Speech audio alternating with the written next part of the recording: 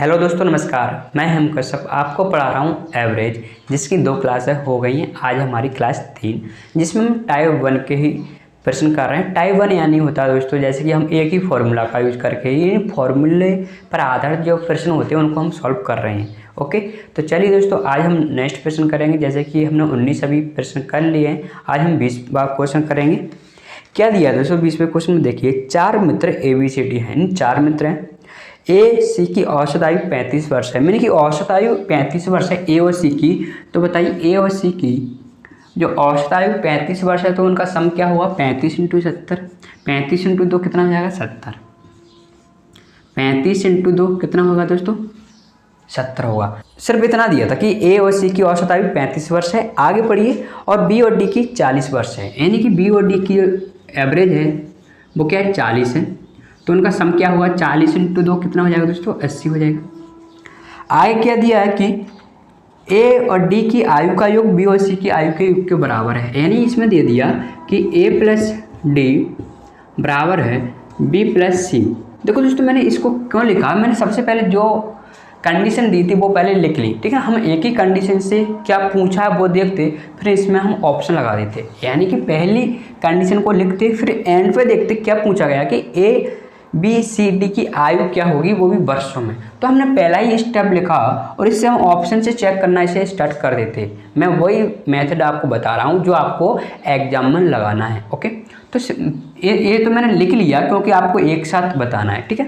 तो हम अगर लास्ट में देख लेते कि ABCD की वैल्यू हमें बताना है और ए और सी आपका इतना दिया है, ठीक है। तो हम ऑप्शन पर आते, सबसे पहले इसको देखते कि ए प्लस सी 70 कहाँ पे है। तो मैंने यहाँ पर देखा 20 और 40 कितना हो रहा है? 60। तो ये तो हो नहीं सकता। कितना चाहिए मुझे? 70 चाहिए। मैं बी पे पहुँचा, 20 और 30 कितना हो जाएगा दोस्तों आपका? 50। तो ये भी नहीं हो सकता। मुझे चाहिए कितना? 70 चाहिए। ओके, यहाँ पे आया तो ए और सी कितना हो गया? 70। अब जरूरी नहीं ये हो, क्योंकि अगर एक कंडीशन तो ये सी ऑप्शन फिल कर रहा है, लेकिन जो बी और दूसरी और तीसरी जो कंडीशन दी थी वो भी अगर ये पूरी कर देता है तो हमारा ये आंसर सही रहेगा। तो सबसे पहले हम इनको नहीं देखते हैं, सबसे पहले इसी को देखते हैं कि ए कंडीशन इसमें फिलअप हो रही है। तो मैं कहूँगा कि ए आपका 30 है और सी आपका 50 है, यानी ए प्लस सी कितना हो दोस्तों आपका? 80। तो ये भी नहीं हो सकता। जब 3 ऑप्शन आपके नहीं हो सकते तो बताइए, एक ऑप्शन बचा है तो वही आपका आंसर होगा, राइट। तो हमने इस 2 कंडीशन को देखा ही नहीं, सिर्फ एक ही कंडीशन इसमें लगाई और आपका आंसर आ गया। लेकिन अगर आपका एक डाउट रहता है कि अगर ए और सी इसमें भी 70 हो जाता, तो मान के चलो यहाँ पे आपका 50 हो जाता। कितना दोस्तों? 50 हो जाता। ओके, डाउट बनना चाहिए। तो यहाँ पे 70 होना चाहिए, यहाँ पर क्या हो गया? 70।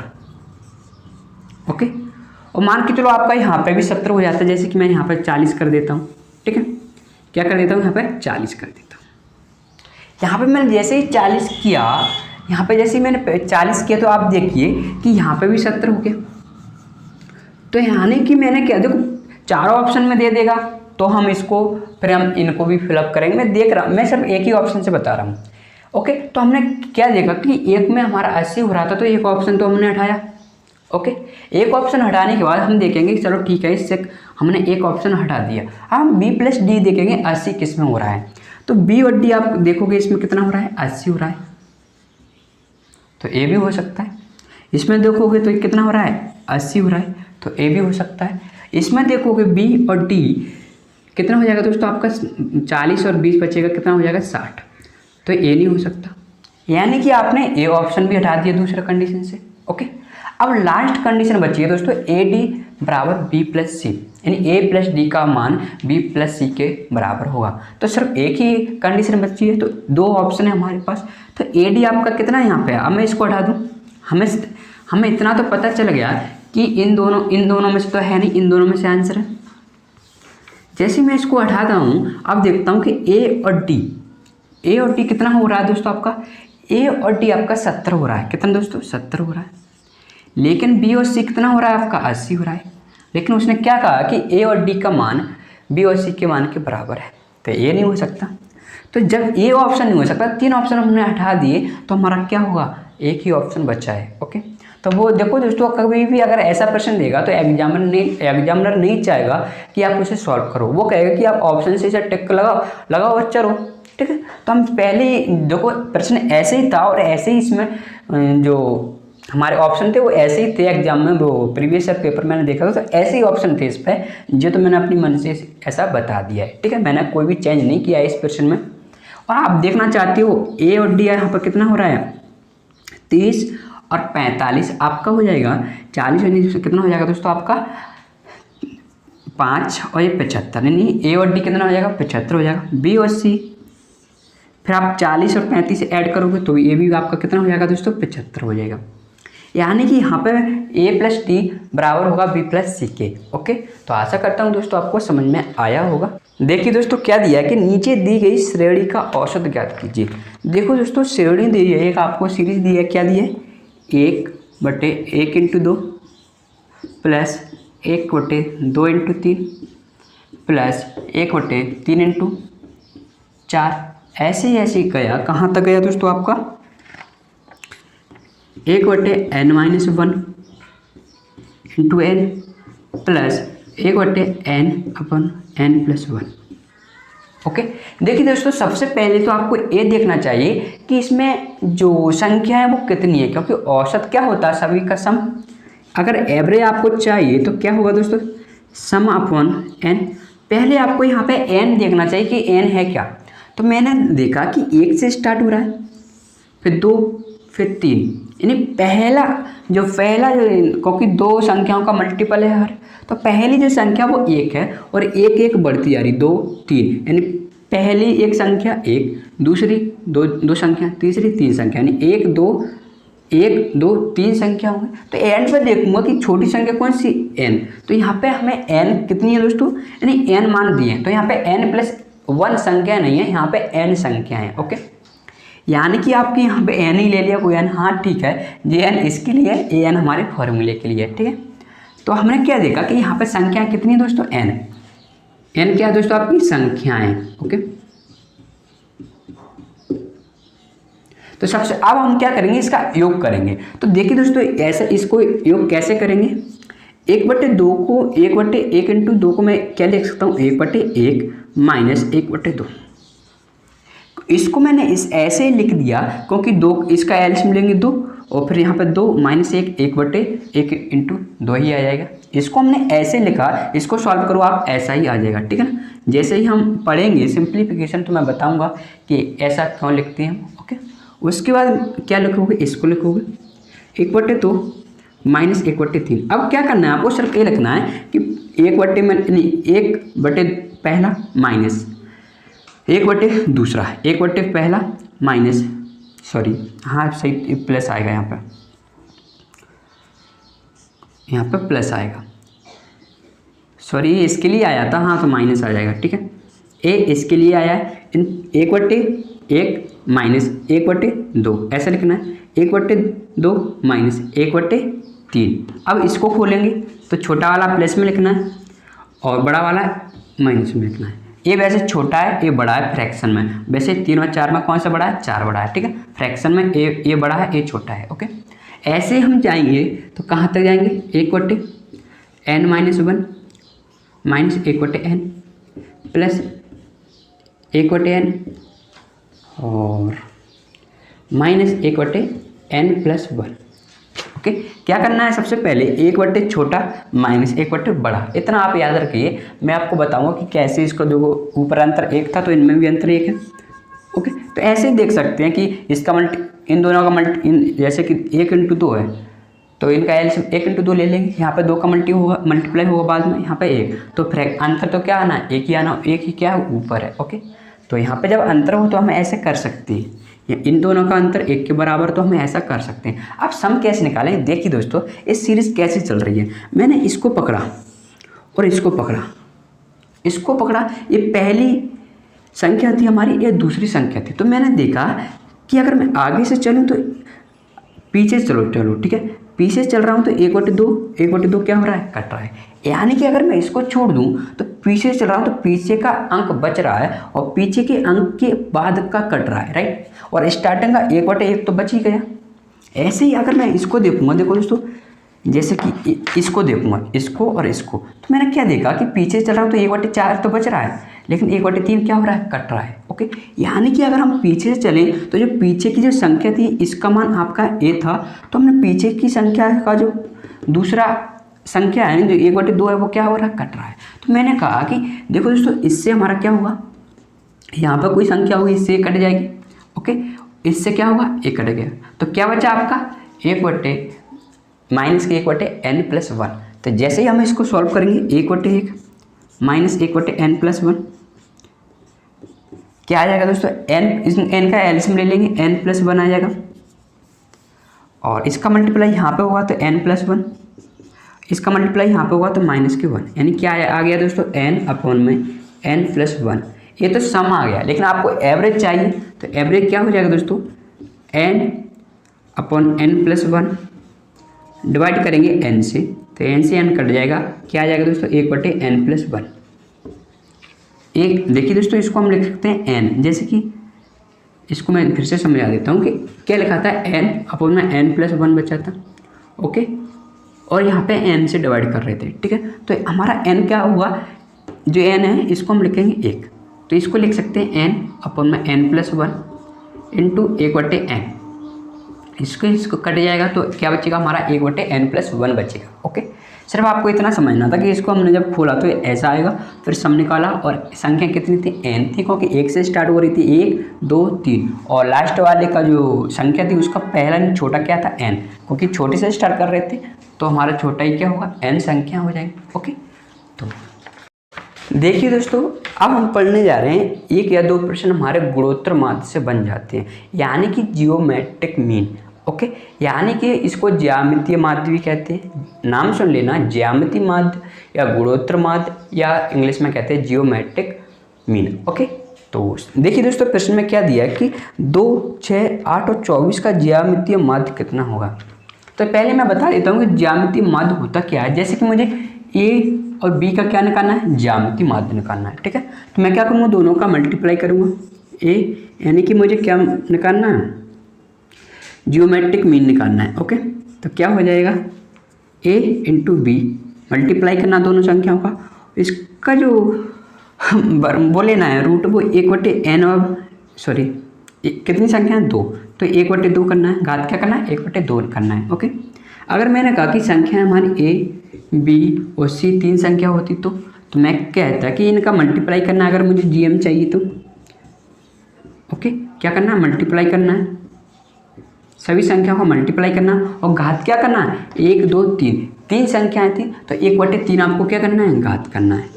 यहाँ पर कितनी संख्या थी, 2, तो 1/2 क्या करना है आपको, घात करना है। ओके, यानी जितनी संख्याएं थी उतना ही मूल लेना है उनकी संख्या, उन संख्याओं के मल्टीपल का। ओके, ऐसे 4 होती तो 4 का मल्टीप्लाई करते और घात क्या लेते, 1/4 लेते। ओके, इतना आपको समझ में आया होगा, यानी इसे कहते हैं हम जियोमेट्रिक मीन या गुणोत्तर माध्य कहते हैं या ज्यामितीय माध्य भी कहते हैं। ओके, तो चलिए दोस्तों हम प्रश्न करते हैं इस पर, सिर्फ 1 या 2 तरह के प्रश्न ही बनते हैं इस पर।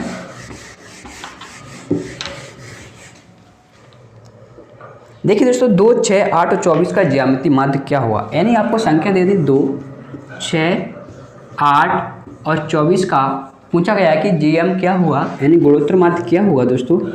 तो गुणोत्तर माध्य क्या होगा,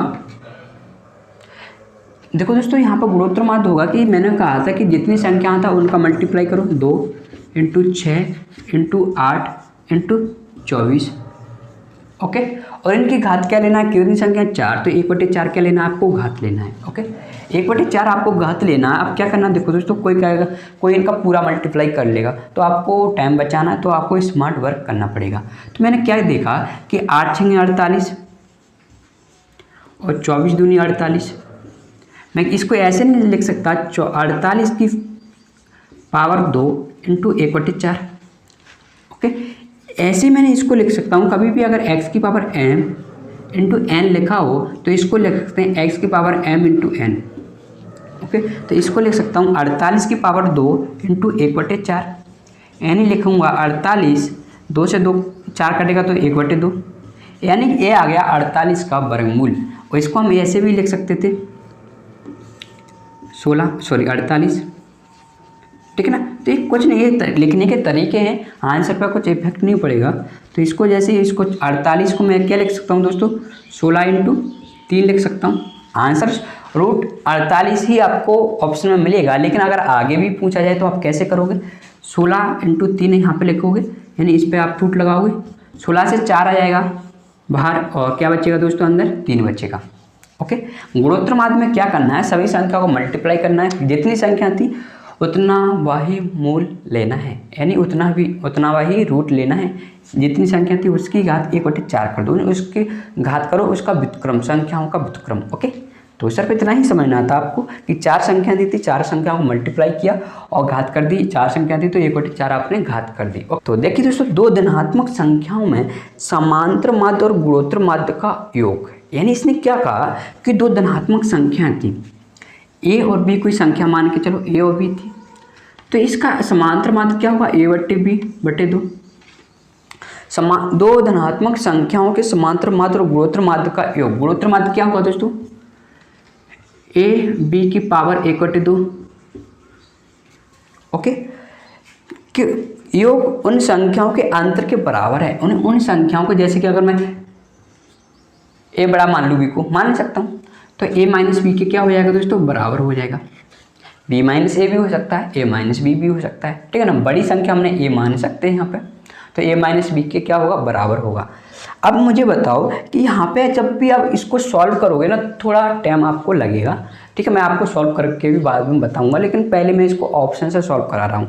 ऑप्शन क्या क्या दिए थे दोस्तों आपको, पहला जो ऑप्शन दिया था वो दिया था 9:1, यानी अनुपात पूछा a/b, तो 9:1 दिया। अगर a को मैंने बड़ी संख्या मानी है तो बड़ी संख्या क्या है दोस्तों, 9 है, तो मैं 9 और 1 का अनुपात दिया था, 9:1।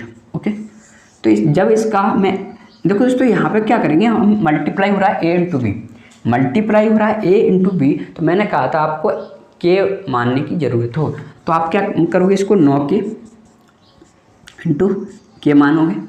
इसका जब आप समांतर माध्य लोगे तो क्या करोगे, ऐड करोगे, ऐड करके कितना हो जाएगा, 10k, और 10k में 2 का डिवाइड करोगे तो कितना हो जाएगा दोस्तों, 5। ओके, जब a × b यानी 9k² हो जाएगा, और 9k² की पावर 1/2। ओके, और प्लस करना है आपको, इसका जो वैल्यू आ जाएगा वो 3k² × 1/2, तो इससे ये कट जाएगा, यानी 3k, यानी 5k + 3k कितना हो गया आपका, इन दोनों का योग कितना हो गया दोस्तों, 8k, यानी कितना हो गया दोस्तों, 8k।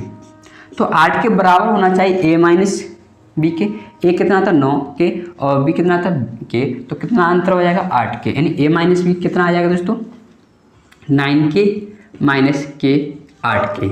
तो यहाँ पे तो हमने क्या किया, ऑप्शन से सॉल्व किया, क्या किया, ऑप्शन से यहाँ पे हमने सॉल्व किया।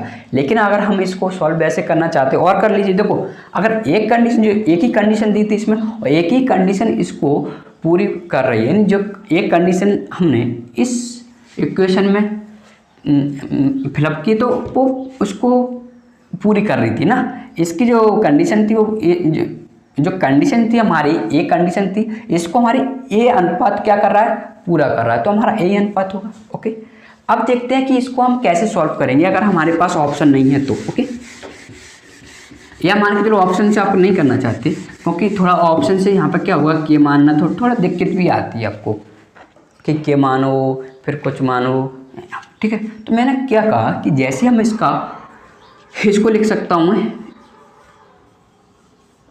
1/2 को क्या लिख सकता हूँ, रूट लिख सकता हूँ। तो a + b + √ab, यहाँ पे 2 का मैंने क्या कर लिया, इनका एलसीएम ले लिया, और 2 यहाँ पे एलसीएम इसका 1 होगा, 1 का मल्टीप्लाई इधर होगा, 2 का मल्टीप्लाई उधर होगा, तो हो जाएगा 2 × a - b, होगा कि नहीं होगा। इसको मैं लिख सकता हूँ √a का होल स्क्वायर + √b का होल स्क्वायर प्लस के 2 √ab। आ रहा है कि नहीं आ रहा है समझ में, 2 इसको लिख सकता हूँ √a का होल स्क्वायर माइनस √b का होल स्क्वायर। ओके, ऐसा मैंने लिख लिया। अब मैं इसको देखो a² + b² + 2ab, यानी इसको लिख सकता हूँ मैं √a + √b का होल स्क्वायर। इसको मैं क्या लिख सकता हूँ, a लिख सकता हूँ बराबर 2। ए स्क्वायर माइनस बी स्क्वायर क्या होता है, A minus B into A plus B, यानी कि रूट ए प्लस रूट बी, एक बार प्लस में एक बार माइनस में, ऐसा लिखेंगे।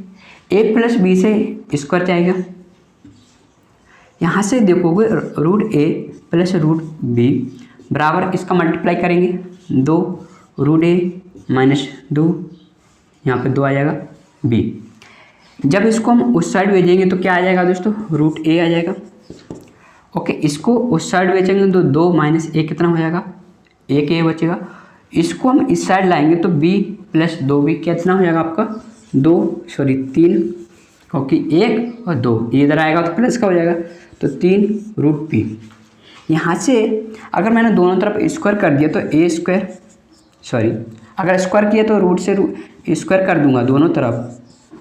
ओके, तो इस स्क्वायर से हमारा ए चला जाएगा और 3 पे क्या हो जाएगा, स्क्वायर हो जाएगा। इस स्क्वायर से हमारा ए जाएगा तो ए बराबर हो जाएगा 9b। यहाँ से मुझे ए अनुपात बी चाहिए था, तो क्या हो जाएगा दोस्तों आपका 9:1 हो जाएगा। यहाँ से आप अनुपात निकाल लीजिए, ए को छुपा लो 9, बी को छुपा लो 1। ओके, तो ऐसे आप अनुपात तो यहाँ पर निकाल सकते हो। यहाँ पर कैसे हटा, देखिए दोस्तों रूट ए की पावर 2 थी, यानी कि ए की पावर 1/2 इंटू 2। ओके, मैंने अभी बताया था एक्स की पावर m की पावर n हो रूट में, तो x m इंटू n हो जाता, तो a की पावर 1/2 इंटू 2, तो ये आ जाएगा a। तो ये आपको याद रखने थे इतने। ओके, तो आशा करता हूँ दोस्तों आपको समझ में आया होगा। सबसे पहले मैंने इसको ऑप्शन से भी सॉल्व कराया, इसको मैंने ऐसे लिखा, इसको मैंने ऐसे लिखा, फिर मैंने यहाँ पर एक फार्मूला लगाया, यहाँ पे भी एक फार्मूला लगाया, 2 फार्मूले लगाए। A square minus B square क्या होता है, A minus B into A plus B, A square plus B square plus 2ab क्या होता है आपका, यहाँ पे ए आप ये मान लो, ये जो फॉर्मूला बता रहा हूँ मैं, ठीक है। यहाँ पे ए इस प्रश्न के लिए आया, वहाँ पे हम ए बी किसी भी चर राशि के लिए कर सकते हैं, ठीक है। तो यहाँ पे होता है A square plus B square plus 2ab होता है ए प्लस बी का होल स्क्वायर। ओके, लेकिन यहाँ पर रूट ए था तो यहाँ पर रूट ए लिख लिया, वैसे ए होता तो ए लिख लेते।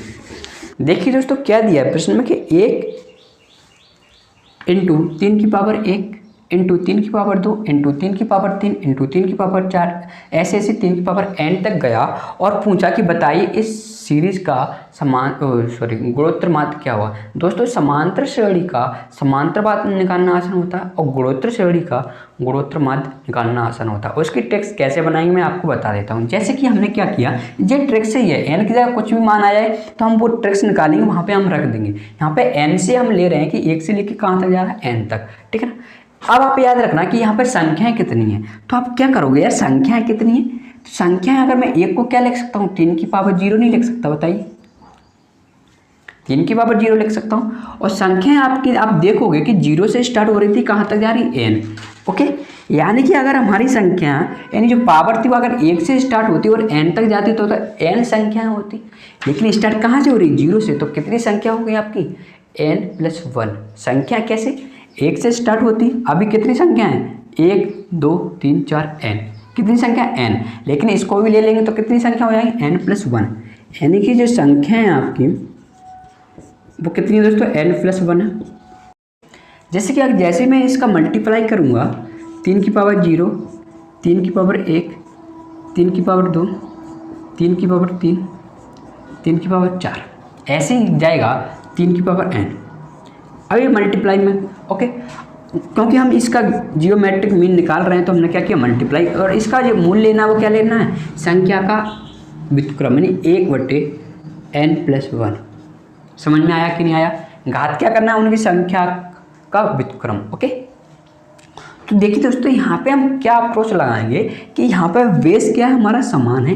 कभी भी अगर a की पावर m इंटू a की पावर n लिखा हो तो इसको ले सकते हैं a की पावर m+n, यानी जब बेस समान हो घातें जुड़ जाती हैं मल्टीप्लाई में। तो यहाँ पर मल्टीप्लाई हो रहा है, बेस क्या है, समान है, तो यहाँ पे हम घातें ऐड करेंगे। 3 की पावर है कितनी, तो इसको लिखेंगे 3 की पावर 0 +1 +2 +3 +4, ऐसे ऐसे कहाँ तक जाएगा दोस्तों, n तक जाएगा। और इसकी जो मूल लेना है वो क्या लेना है, 1/n+1। ओके, जैसे ही इसको आप ऐड करोगे तो आपको पता है, नहीं होगा तो मैं बताऊंगा कि कभी भी अगर 1 से लेके n संख्याओं का योग, जैसे 1 + 2, 1 + 3 ऐसी संख्याओं का योग आपको निकालना है। यानी 1 से n तक प्राकृत संख्याओं का योग क्या होगा, n × n+1 बटे 2। ओके, क्या होगा, n × n+1 बटे 2। ओके, इनका 1 से 1 + n बटे 2 ये आपका एवरेज हो गया। और एवरेज में जब n से मल्टीप्लाई करेंगे तो क्या हो जाएगा, सम हो जाएगा। इसको मैं बाद में बताऊंगा, ठीक है। आगे जैसे ही हम क्रमागत संख्याओं का योग निकालेंगे या उनका एवरेज निकालेंगे तब हम इसका यूज करेंगे। तो जैसे ही यहाँ पर 3 की पावर लगाऊंगा, क्या लगाऊंगा, सबसे पहला और n कितना हो जाएगा, 0 + n बटे 2। अब मल्टीप्लाई करना है किससे, संख्याओं से। संख्याएं कितनी यहाँ पर, n+1। n+1 आपकी क्या है, संख्याएं। और इसका आपको क्या लेना है, रूट लेना है 1/n+1। ओके, देखिए दोस्तों, इसको हम लिख सकते हैं 3 की पावर n बटे 2 × n+1। ओके, इसकी जो पावर करना है वो क्या करना है दोस्तों, आपको 1 की पावर n। दोस्तों मैं ट्रिक्स निकालना सिखा रहा हूँ आपको, ठीक है। कभी भी अगर n की जगह कुछ भी मान आया तो आप इसमें रख देना। तो जैसे हम इसको सॉल्व करेंगे तो मैंने बताया था x की पावर m कोष्टक की पावर n, तो यहाँ पर कोष्टक लगाया तो इसको हम लिख सकते हैं x जो 3 है n बटे 2 × n+1 × 1/n+1। यही तो है, मैंने आपको बताया था कि x की पावर m × n है तो इसको लिख सकते हैं 1x m × n। तो देखो दोस्तों, ये तो आपका एक ही था, इसकी पावर भी 1/n+1 थी, तो मैंने ऐसे लिख लिया। n+1 से n+1 क्या हो गया, कट गया। तो क्या बचा, 3 की पावर n/2। ओके, तो अगर n की जगह कुछ भी मान आता है, और लेकिन आपको याद रखना है जो स्टार्ट हो रही कहाँ से, 3 की पावर 0 से स्टार्ट हो रही है, ना कि 3 की पावर 1 से। ओके, जब भी 3 की पावर 0 से स्टार्ट हो, गुणोत्तर माध्य पूछ ले तो क्या हो जाएगा दोस्तों,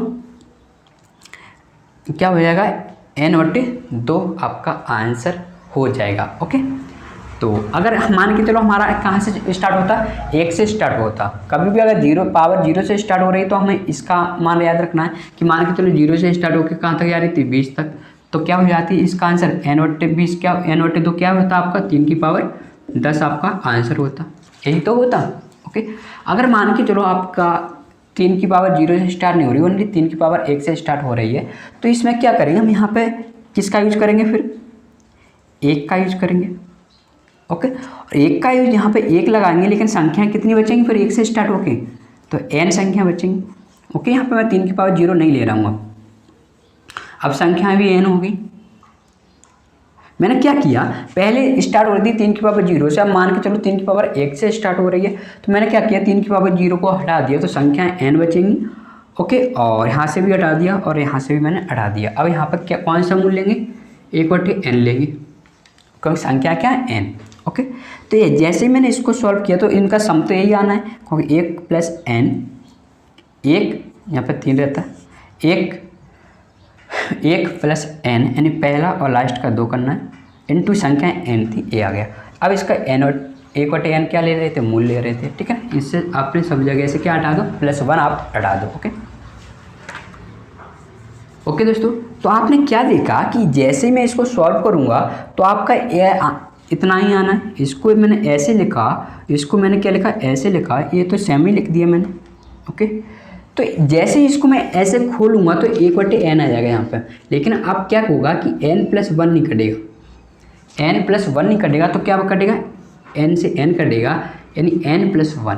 अगर कभी भी 1 से स्टार्ट हो तो क्या आ जाएगा इसका एवरेज दोस्तों, 3 की पावर n+1 बटे 2, ये आपका एवरेज हो जाएगा। ओके, कभी भी अगर मान के चलो, देखो इसका और इसका आपको एवरेज नहीं, सॉरी गुणोत्तर मीन, ओके सॉरी गुणोत्तर माध्य। ओके, गुणोत्तर माध्य जैसे ही मुझे मान के चलो यहाँ पे 20 था, इसका मुझे क्या निकालना था, गुणोत्तर माध्य निकालना था। तो 20 + 1 21, यानी कितना हो जाएगा दोस्तों, 3 की पावर 21 बटे 2। देखिए दोस्तों, हमने क्या किया कि जब 3 की पावर 0 से स्टार्ट हो रहा था तो गुणोत्तर माध्य क्या आ रहा था, यानी GM क्या आ रहा था दोस्तों, 3 की पावर, आप यहाँ पे बेस कुछ भी ले सकते हो, मैं यहाँ पे x y z कुछ भी ले सकते हो, लेकिन मैं 3 से ही बता रहा हूँ। तो इसका आंसर क्या होगा, 3, अगर 2 बेस होता तो यहाँ पे 2 लिख लेते। अब इसका GM निकाल रहे हैं तो क्या हो जाएगा दोस्तों, n/2। ओके, लेकिन अगर ए स्टार्ट मान के चलो, ए तो हमारा ए हो गया। अगर यहाँ पर इसकी जगह क्या लिख दें दोस्तों, हम इसको हम हटा ही दें, यहाँ पे हम इसको हटा दें, तो इस वाले का गुणोत्तर माध्य क्या बचेगा, इसका जो GM बचेगा दोस्तों वो बचेगा 3 की पावर n+1/2। तो ये फॉर्मूले आपको याद रखने हैं गुणोत्तर माध्य में। ओके, गुणोत्तर माध्य से 1 या 2 प्रश्न बन जाते हैं दोस्तों अक्सर, ठीक है ना, क्योंकि ये प्रश्न मेरे तो है नहीं, ये प्रीवियस ईयर पेपर से ही मैं लाया हूँ। ओके, तो दोस्तों कैसा लगा वीडियो कमेंट में ज़रूर बताना, और अगर आपने अभी तक चैनल को सब्सक्राइब नहीं किया तो कर लीजिए और बेल आइकन को भी प्रेस कर देना, जिससे कि जब भी हम वीडियो अपलोड करें तो उसका नोटिफिकेशन तुरंत आपके पास पहुंच जाए। ओके।